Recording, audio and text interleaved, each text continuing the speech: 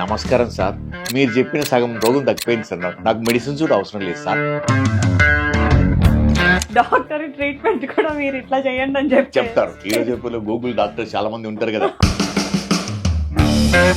ఈ joint pains, arthritis సమస్యలు age తో సంబంధం లేకుండా రావడానికి కారణాలు ఏంటంటే ఏం చెప్తారు? చాలా వరకు భయపడే దేనికి భయపడతారు? క్యాన్సర్.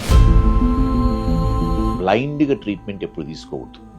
ఏ డాక్టర్ దగ్గరికి వెళ్ళినా, ఎవరి దగ్గరికి వెళ్ళినా ముందు ప్రాబ్లం అడగాలి.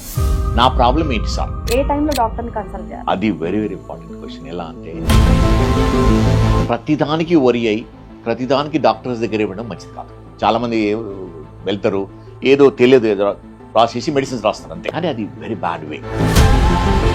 స్పోర్ట్స్ ఆడే వాళ్ళకు కూడా మీరు ట్రీట్మెంట్ చేస్తారు కదా. స్పోర్ట్స్ ఇంజరీస్ లో చాలా ఇంజరీస్ అవుతున్నాయి. దెబ్బలు తగిలినప్పుడు ఎముక విరగకుంటే ఏం ప్రాబ్లం లేదు, కానీ ఈ కట్టు కట్టించుకోవడం అనేది. మీరు ఒక సెలబ్రిటీ డాక్టర్ అని చెప్పొచ్చు. ఎంతమంది సెలబ్రిటీస్? సెలబ్రిటీస్ అంటే ప్రాబబ్లీ చాలా మందికి ఇచ్చింటానంటే ఇది